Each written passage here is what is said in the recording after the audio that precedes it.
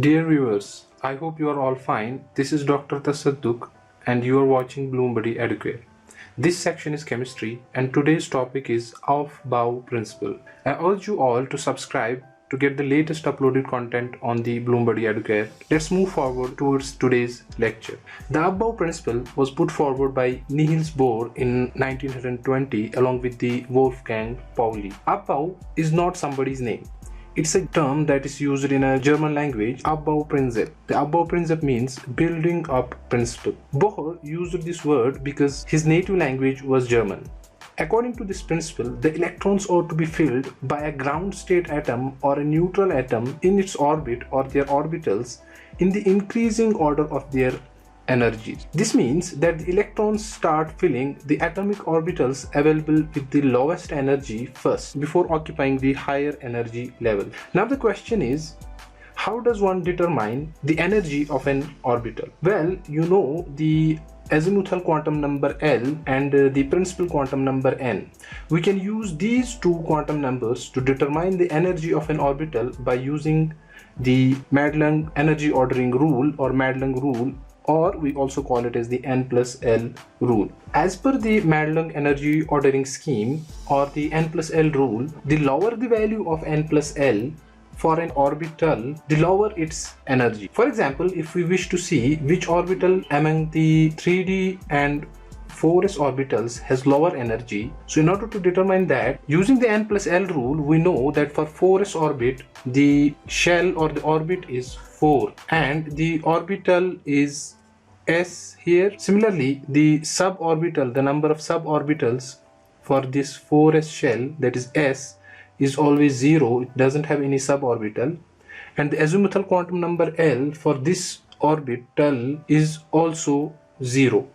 Similarly, for 3d orbital, you know that the shell is 3 and the orbital is d, and the suborbital has 5 degenerate orbitals. That means that 10 electrons can be accommodated in d, that is dxy, dyz, dzx, dx square minus y square, etc. And the azimuthal quantum number for 3d orbital is 2. So now if we use the N plus L scheme, so we have to combine the N and the L, right? So this is N and this is L. So upon combining N plus L for these two, what we get is N plus L for 4s is 4 plus L is 0, and in this case it's 3 plus L is 2. So the total value here comes up to be 4 and here it comes to be 5. We see the value of N plus L is lower for the 4s orbital, therefore the electrons will first fill the 4s orbital and then go to the 3d orbital. So in this case the N plus L value is 4s has lower value as compared to the 3d, so the electrons will fill the 4s orbital first. However, what will one do if the values of N plus L come to be equal, or when you get the values of N plus L which are same?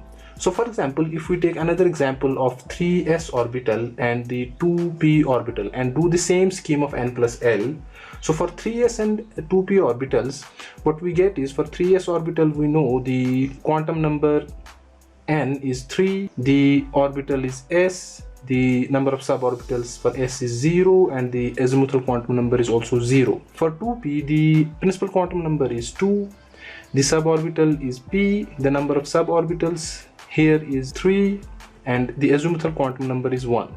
Now upon applying the N plus L scheme to 3s and 2p orbitals, what we get is N is 3 and L is 0, so that means 3 plus 0, and for 2p orbital it's 2 plus 1, that is 2 plus 1 here.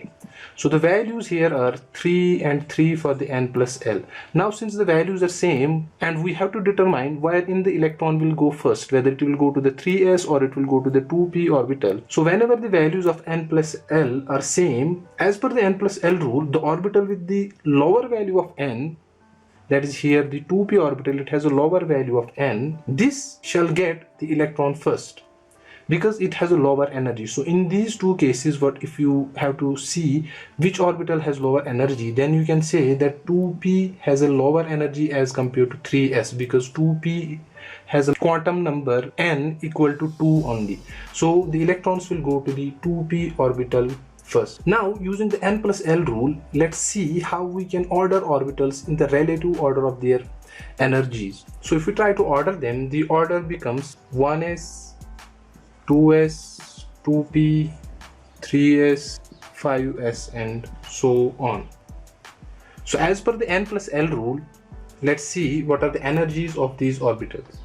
So the energy for 1s is 1, for 2s it's 2, for 2p the n plus L value comes out to be equal to 3, for 3s it's also always equal to 3. That means these two have the same energy level. Now since 2p has a n equal to 2, therefore the electrons will always prefer the 2p orbital first. That's why we keep it first. Similarly for 3p and 4s, the value of n plus L is 4 always for both of these. So again these two orbitals have same n plus L value, so the electrons will go first to the 3p orbital because the n is equal to 3. Similarly for the others, you can see the n plus L value is 5, 5, right? So all these three orbitals have the same n plus L value. However, the electrons will first go to the 3, then to the 4, then to the 5. In order to remember it properly, the sequence can be built up like this also. So the electrons will always fill 1s first, and then they will go to the 2s, then to 2p and 3s, 2p and 3s, so 1s, 2s, 2p, 3s, so 1s, 2s, 2p, 3s, then they will fill the 3p orbital and the 4s orbital, and then 3d, 4p, 5s, and so on and so forth. So this scheme is called as the Aufbau scheme. Now let's look at the limitations of the Aufbau principle. The Aufbau principle suffers from some of the limitations also, because for some of the elements electrons do not follow this order or the Aufbau scheme. As an example, we will take one of the elements, for example lanthanum, or you can take actinium. So lanthanum has an atomic number of 57 and this has an atomic number of 89. Now if you try to do the electronic configuration, the electronic configuration for this is 6s2 and for this it's radon 7s2. However, these elements always fill the 5d orbital first and the 6d orbital first. But according to this scheme, these elements should fill the 4f first and this should fill 5f first. This has been explained by the idea that the energies of these orbitals are almost equivalent. Apart from this, some transition metals like chromium, copper and others also have the exceptions. This concludes our today's lecture. Hope that most of the things were simple enough to be understood. Thank you for watching Bloom Buddy Educare. Until next lecture, keep smiling and sharing our videos.